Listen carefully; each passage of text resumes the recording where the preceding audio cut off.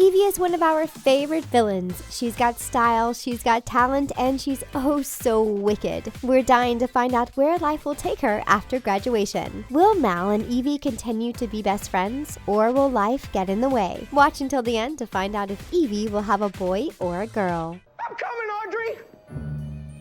Wow.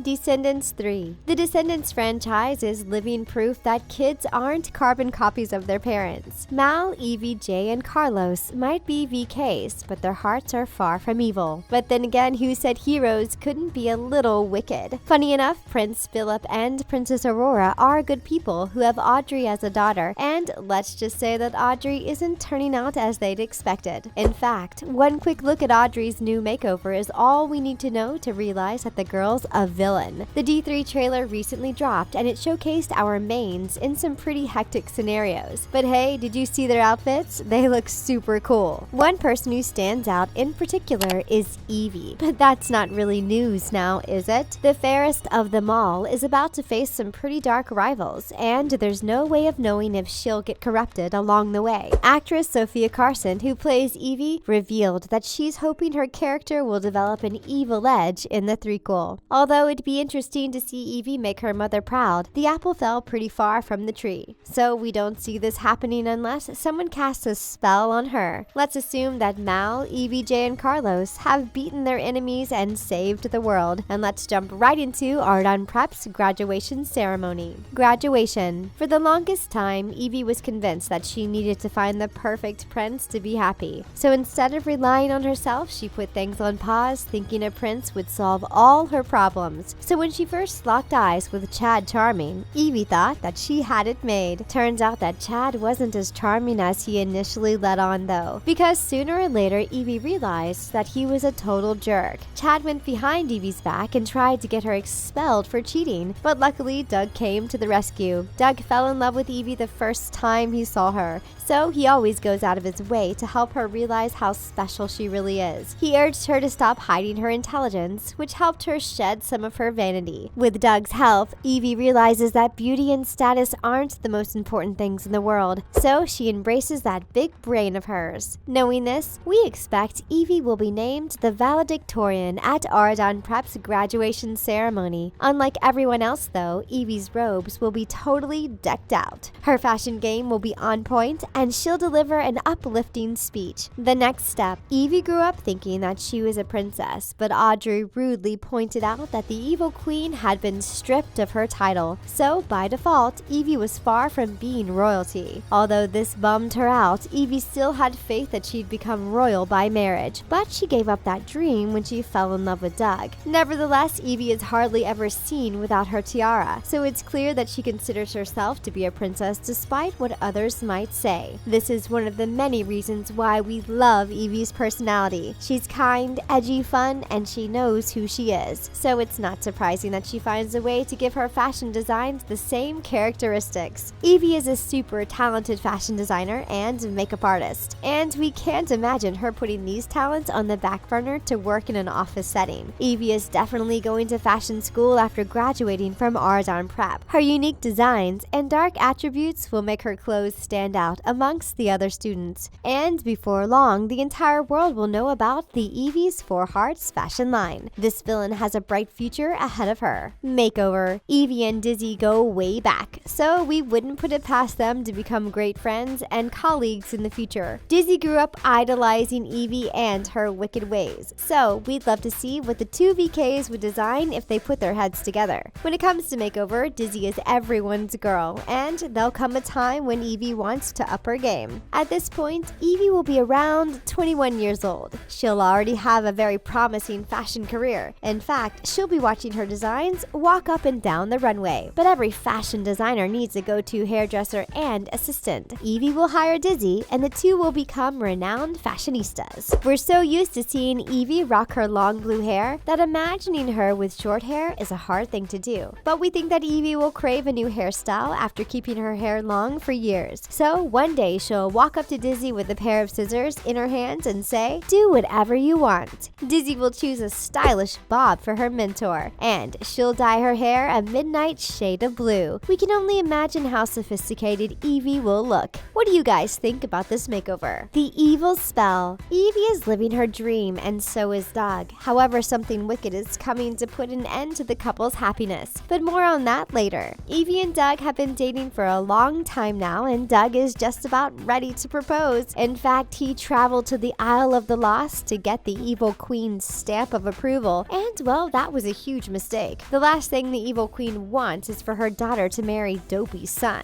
So she enchants the engagement ring with an evil spell. Doug leaves thinking that the evil queen is happy for them. However, things take a turn for the worst when Doug pops the question. The proposal is beautiful. Doug takes Evie to the place they first met and gets down on one knee. In that exact moment, Ardon Prep's marching band comes waltzing out. Okay, well, the proposal is a bit geeky, but that doesn't stop Evie from saying yes. As soon as Doug slips the ring onto her finger, Evie starts to boil with rage. Her mother's spell has latched on, and Evie turns on Doug and the students. She tells Doug that she doesn't want to marry him and storms off.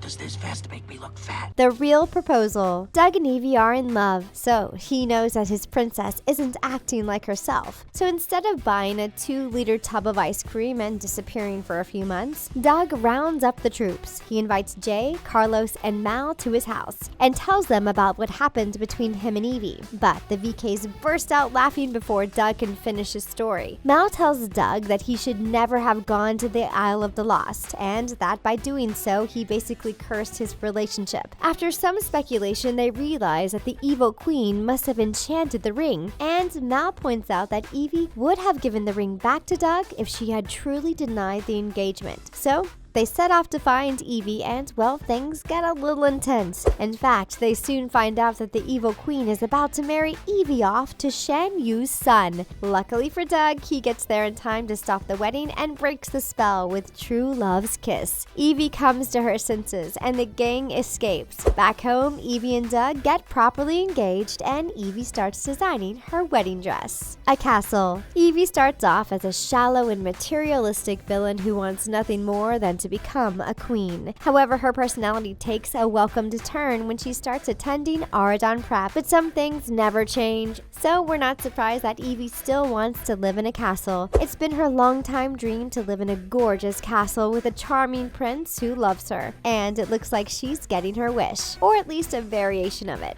Doug's been putting some money aside, and with his family's help, he managed to buy an old castle and renovate it. It's a grand gesture, and Evie's sure to love it. But that doesn't stop Doug from feeling nervous. After all, it's a renovated castle, not a brand new one. Luckily for him, Evie isn't the person she was raised to be, so she immediately falls in love with her new home. She doesn't care that the castle needs some work because, well, she's a castle owner, for crying out loud. Once again, Evie is reminded that she's marrying the nicest guy in the world, and she wouldn't trade him for all the Prince Charmings in the world.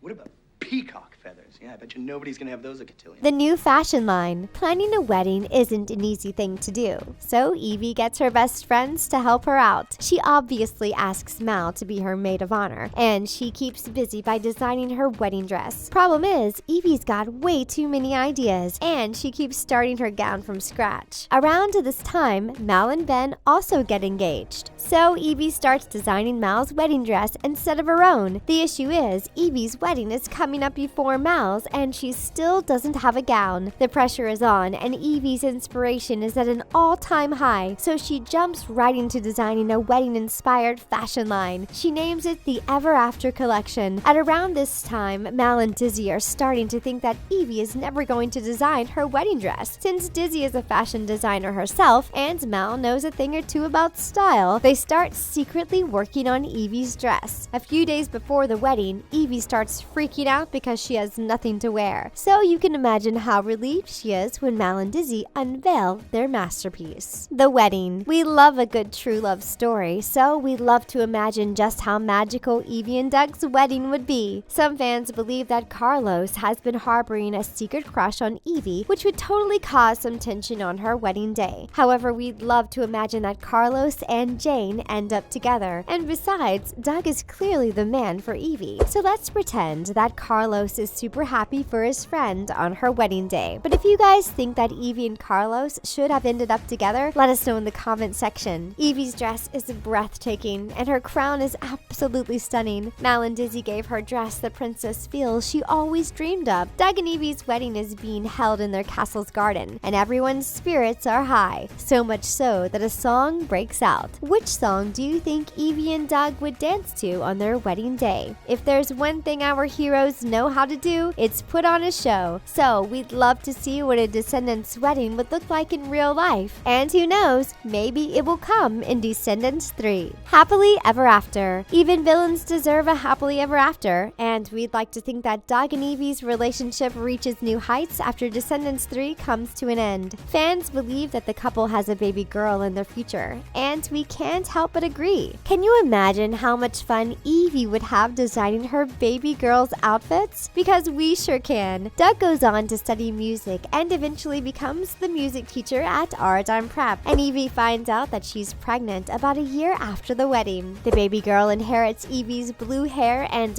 wicked personality, and we're certain that she grows up to become the fairest of them all. So did you guys enjoy Evie and Doug's happily ever after? Before you go, let us know which name you think Evie and Doug should give their little girl. We're thinking Dev.